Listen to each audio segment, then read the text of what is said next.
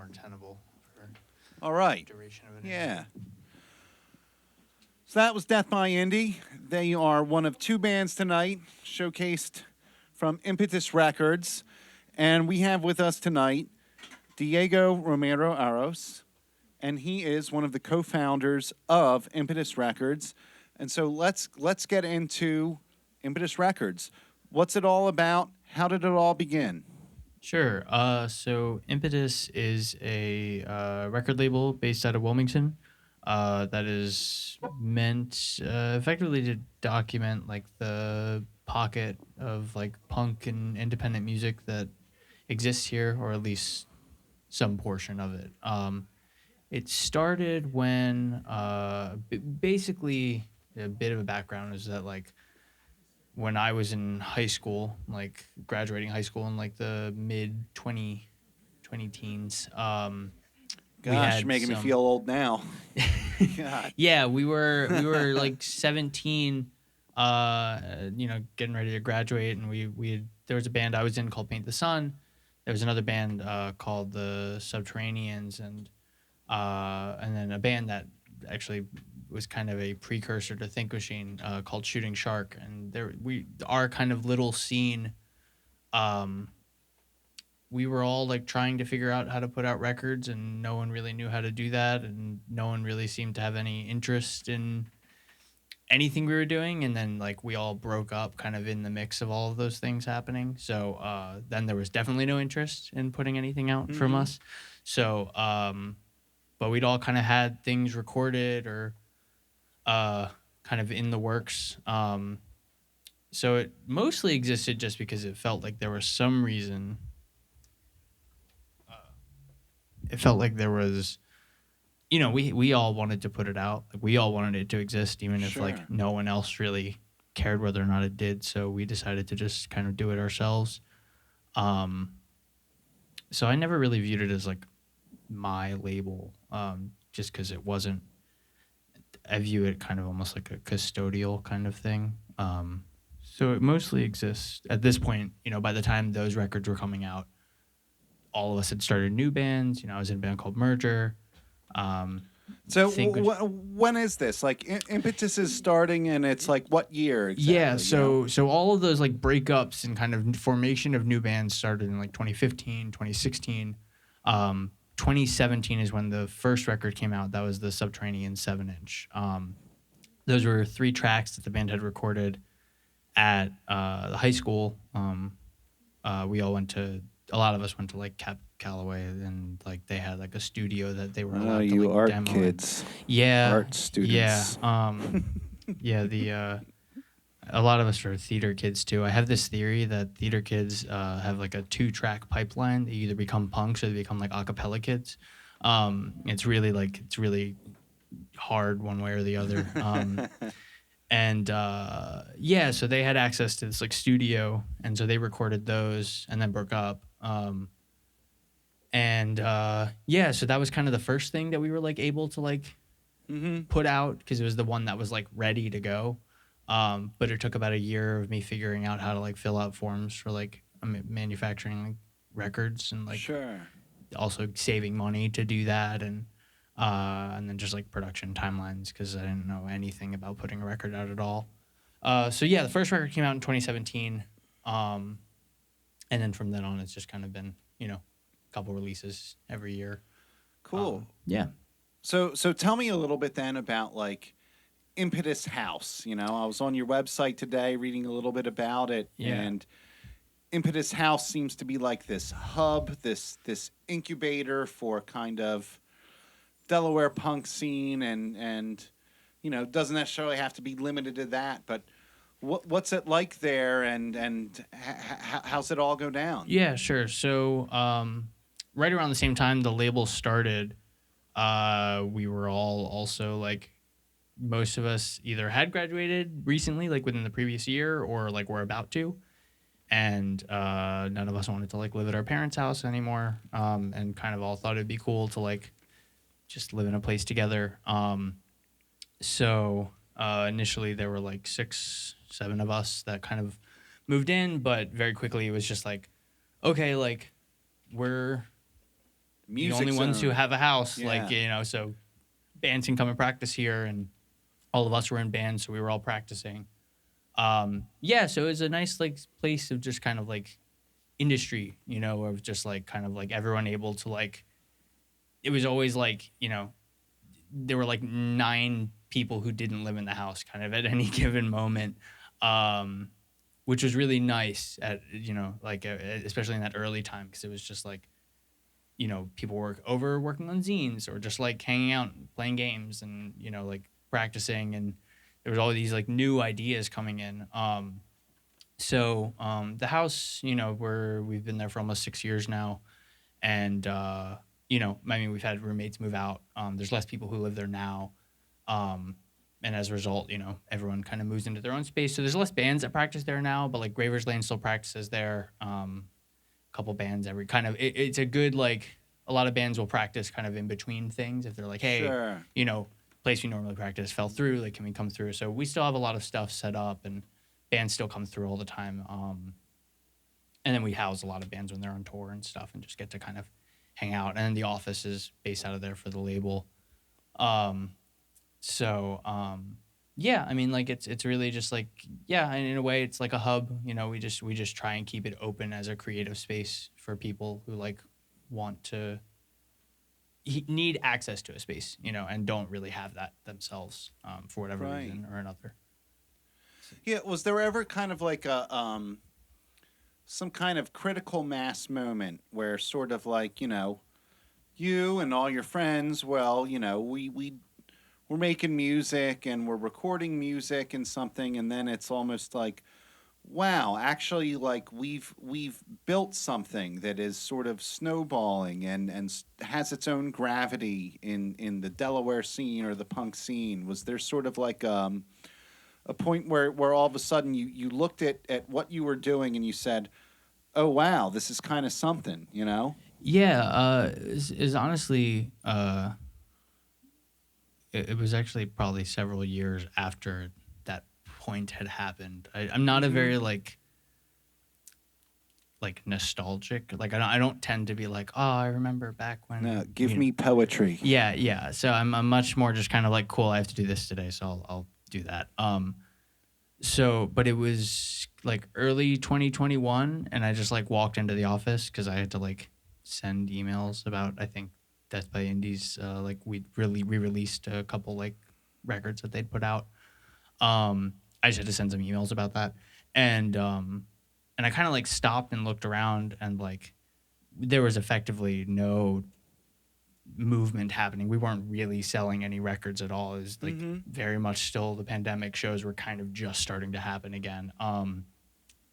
But I like looked around, and I was like, oh, when I was like 17 and someone had said to me like, oh, what do you like, what would be your like ideal thing? It would be like, oh, it'd probably be to live in a house where like bands practice and like everyone has access to like create music and like has some sort of avenue to like put that out. And like shows happen not once every like 3 months, because our scene very much was just kind of like, cool, like whenever one of us is able to convince like our parents to let us throw a show in their basement, or like someone's birthday party is happening, or like, Mm-hmm. we didn't get booted from some open mic night for being too loud or whatever the fuck. Like, um, that was very much just kind of like, wow, it'd be so cool if we like had a place to practice regularly, or like someone could put a record, And I just like walked in. It was just this very normal thing. And I was just like, this is fucking cool. So for me, that was probably that moment, just some like random day in like November 2021. But really, I think in terms of like our little like scene, there was a zine that Stacy Pinkowitz, who's someone in the scene who's over there now, and I had put out a zine called Disturbance that we put out like every month between like 2018 and 2020, and yeah, it was just like a monthly zine that just like listed a bunch of shows, and we would always do like interviews with bands, and people would just write like show reviews and band reviews and pieces just about Delaware things in general. And really, I felt like that helped a lot in terms of letting people know what was going on, because Sure. I mean, like Stacy and I worked on it, but like Stacy very much like did that, and she would distribute. I mean, we had a print run; it was every month, and by the end, our print run was like 400 to 500 copies every month, which is insane for like a strictly like single scene based Yeah, kind of yeah, that's thing a to lot. exist. So, and it was just like every week was just dropping off, like 10 copies at a restaurant or a record shop or some coffee shop or Mm-hmm. and just constantly getting that. And so it was really interesting because right around the time the pandemic started, basically, it was like a show went from regularly having like, oh, wow, like 30 people showed up. That's a pretty good show to like pretty much every show had consistently like 50, maybe 60 people. And that was just like a normal house show on like a Tuesday night. Like it was like, Yeah. you know, excuse me.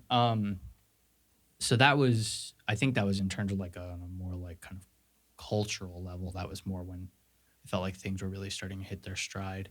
And then the pandemic kind of poo-pooed all over that. But but yeah, I guess that answers your Yeah. question. Yeah. So let me ask you, what's next for Impetus? What's going on in the present and in the future? And how can we look out for what's next? Yeah.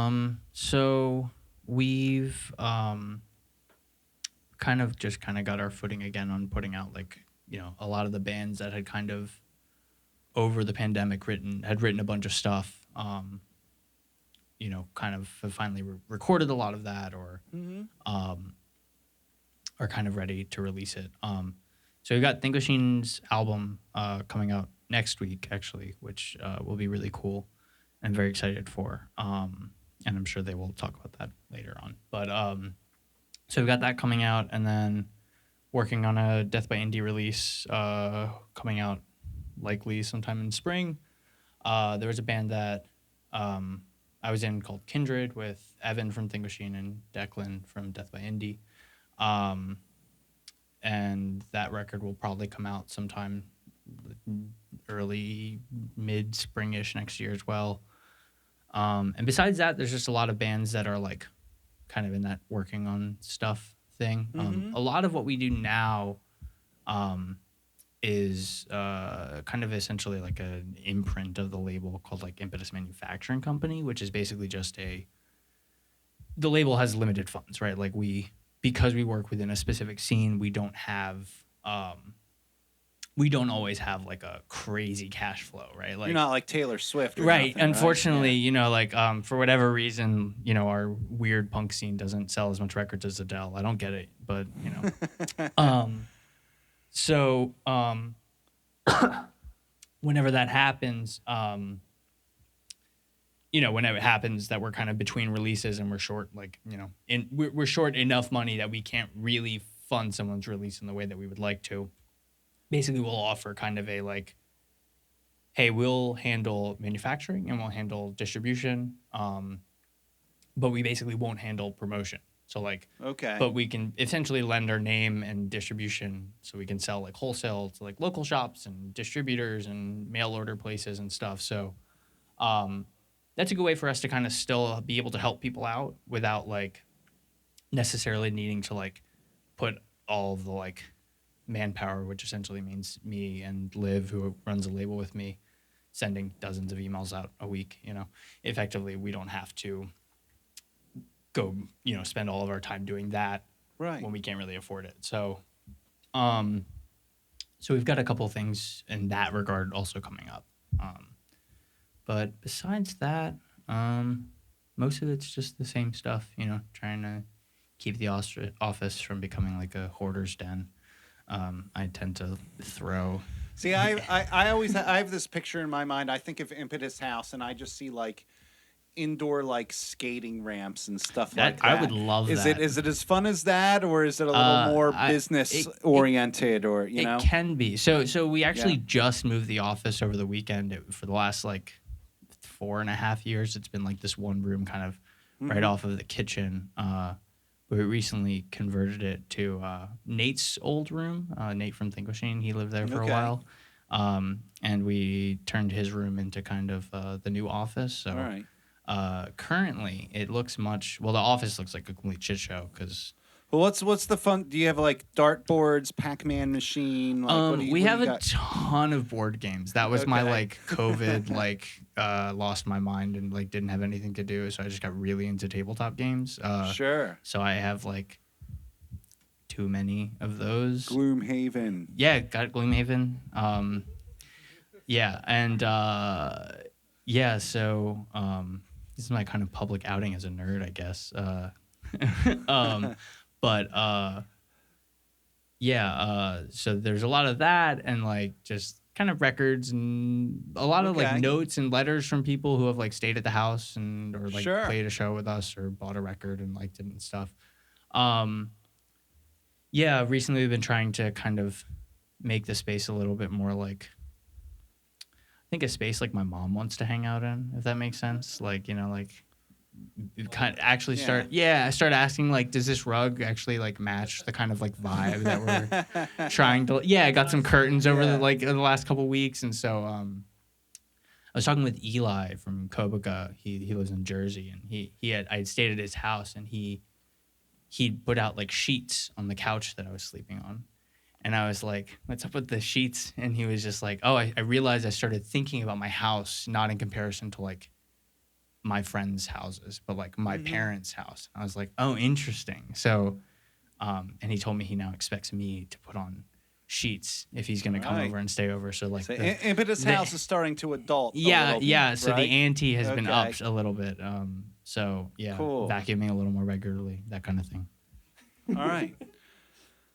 Well, Diego, it's been great talking. Before we go to break, any last words you want to say about Impetus? Thanks for having interest and having us on here. This is cool. Absolutely. Thank you. Stick around. We'll have Think Machine on after a brief intermission. Thanks for tuning in to Koh Show Live. Yeah.